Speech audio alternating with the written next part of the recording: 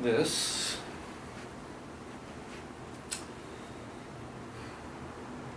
Hi, Denny Johnson again, and I would like to welcome everyone who has been here before or anyone new. This is a significant increase in the things I've presented before, very different, and I'd like to give you the opportunity to enjoy or appreciate what has been so meaningful to me lately.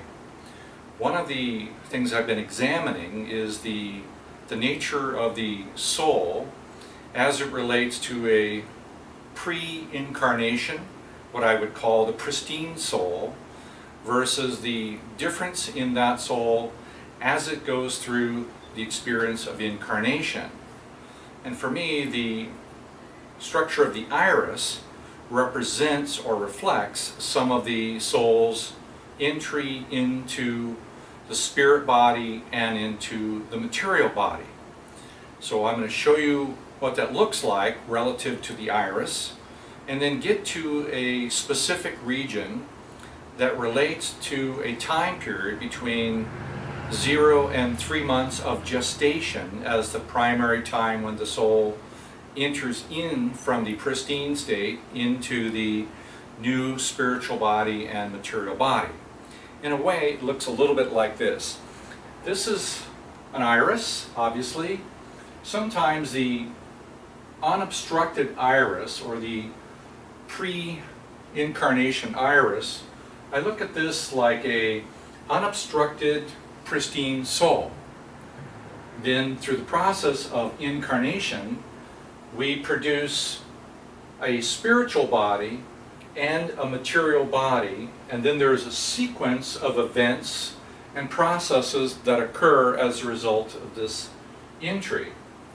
This is what it looks like, and this is a very basic, even though it might look a little complicated in a way, this is a basic explanation of this sequence. Right here is the same pristine soul that, utilizing the blue, which is the round, is the mother, and the father, at the point of conception, there is a specific constitutional topography that forms in the iris. By that, these little red and blue dots, they are the corresponding genetic information, which really involves the unresolved emotional patterns from the ancestry that ultimately create the structure of the iris and eventually a series of events. In a thumbnail view, and at another time I'll go more thoroughly into all of it, this is a view of a sequence, and the primary place we're going to observe today is this time period in the first 3 months of gestation. This other sequence, not to scale, is the full 9 months, and we're calling this part birth, and the sequence of this series of events that lead into sometimes what we call the law of attraction, these triangles being men, circles being women, and so on, from the red, or the father's side of the family, and the blue, the mother's side of the family, and we have a sequence. We'll describe that sequence more thoroughly at another time, but right now we're going to do primarily this time period of the first 3 months. This is a wonderfully beautiful, very difficult to describe in words because there are no words to describe it. What I mean by that, during the first 3 months of gestation, there are 3 layers laid down in the iris, from the deepest to the medial to the top, and these 3 layers corresponding to the 3 months, they're the time period when the soul creates an access between the soul, the spirit body, and the material body.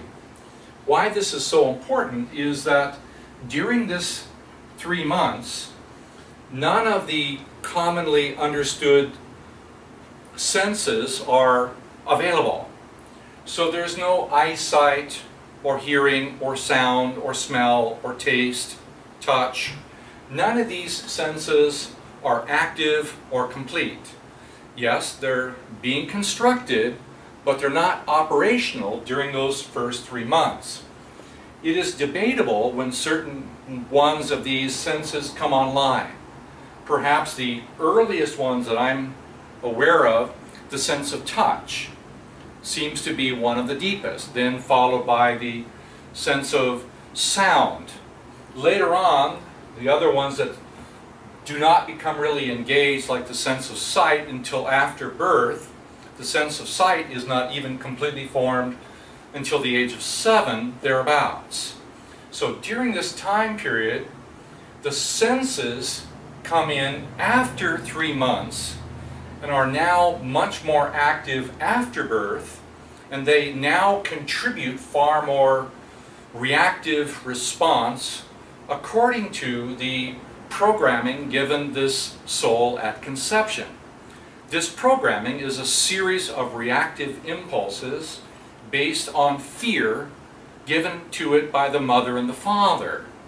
So these fear-based mechanisms produce a series of stimulations to glands and organs, and this fear-based phenomena produces, through the sensory mechanism, an automatic tendency to go and find situations or people that we like or dislike, that we are attracted to or repelled by or we evade.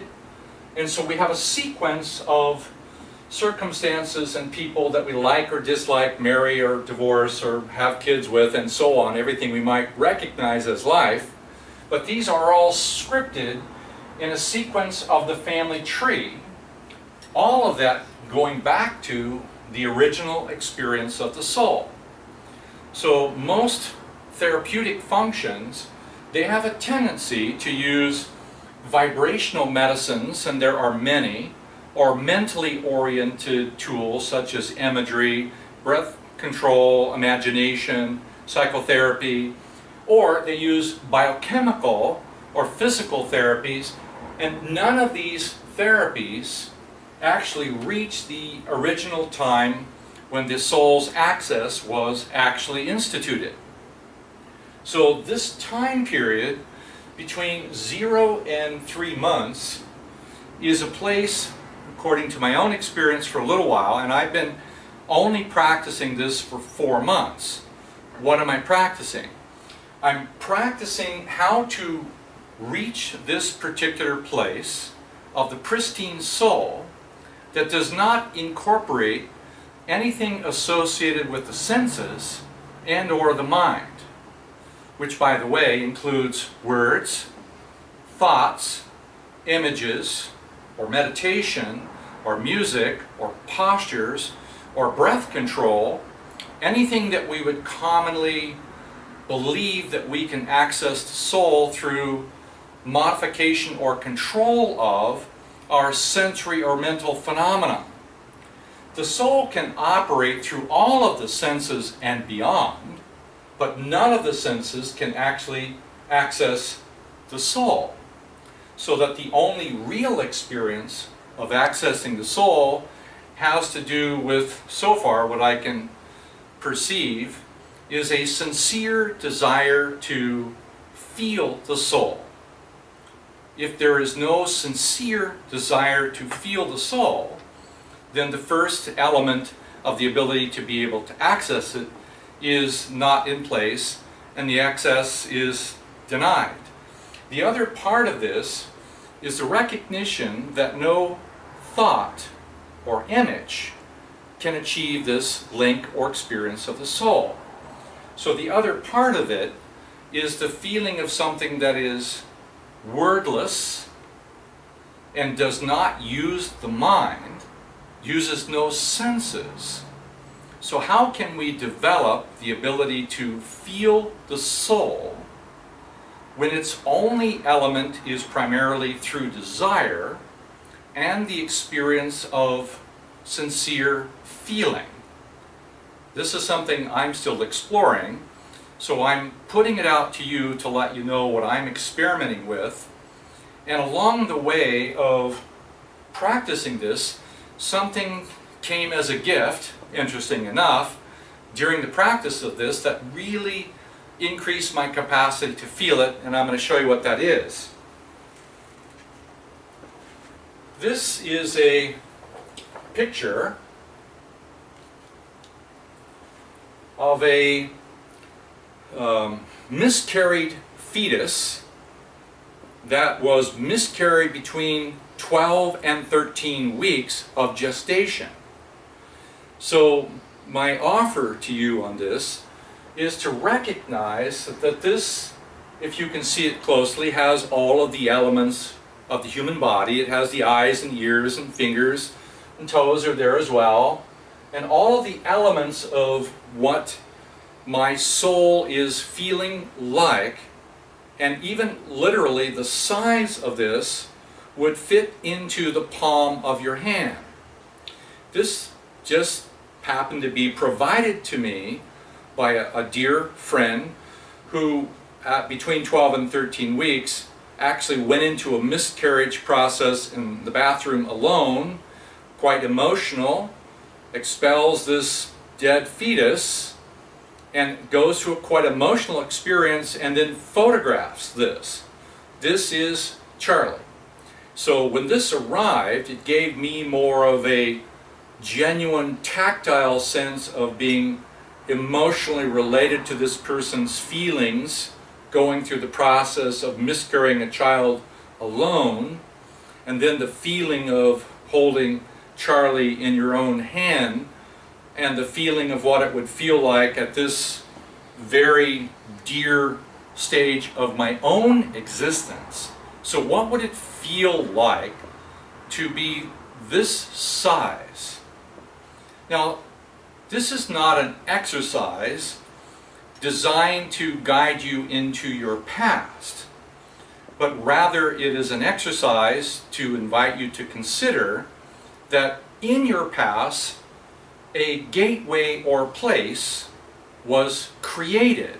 Much like the umbilicus is a place that you can see in your physical body, there is another point that links the spirit body and the material body and the soul. In what I'm aware of now is a precise location that is somewhere around the experience of the chest, and obviously in some way associated with the heart, though I have not seen it directly related to the material heart, but it now is a place where from that place I can begin to experience, even just so vaguely, my original pristine soul that existed before my incarnation, and the overlay of mother and father's emotional issues about their own relationship phenomena and the phenomena they have with their parents, where my own soul was infused with the red and blue causal dots of the structure of my own iris, producing all of these compelling personality attributes and desires and addictions and physical symptoms and so on. So what I found about this particular place is that it is a incredibly sensitive, extraordinarily valuable place. It's almost like, if you can imagine, I would have my cell phone and I might not be in the ideal location to be able to make a call, so I might move out to the street or somewhere else. If I'm not in the right location, I can't transmit or receive. The same thing is true for my current understanding of the location of my own ability to transmit sincerely a prayer, to send or to receive the experience of divine relationship or love or inspiration. If I'm not in that location that corresponds to my own soul, I cannot actually do a sincere prayer. If my prayer is composed of phenomena of the mind or emotional reactions based on fear or manipulation or an unloving desire, then that prayer is not going to be answered or responded to. But if my prayer is oriented in my own feeling of my personal Charlie, and I'm a innocent small child under 12 weeks of gestation, and I sincerely, without words, feel what my true prayer is, then there is a greater likelihood that that prayer will be felt and responded to. That's why this time period is so incredibly important, because it now is the means by which I can begin to know my true self. I can begin to have awareness. I can begin to sincerely desire the increase of feelings that would otherwise be exemplified by humility. I can, from that position, sincerely desire truth, and I can, from that position, with my desire, ask for what it is I truly want to do with my personal passion, my creativity. I have an unlimited number of choices available to my own soul from that location. So my suggestion, if you choose to involve yourself in it, is consider what this might mean to you, and just experiment with what it would be like to make a prayer that had no words, no thoughts, no images, no mental phenomena of any kind, and just was based on pure, innocent, childlike feelings. So I invite you to do that. Give yourself time. And my suggestion is recognize that with your desire to do that, it opens a gate. And the opening of that gate, depending on the emotional sensitivity that you can manifest, will increase rapidly your ability to be able to feel who and what you are. For myself, I found the greatest sensitivity occurring somewhere around 3 to 4 months.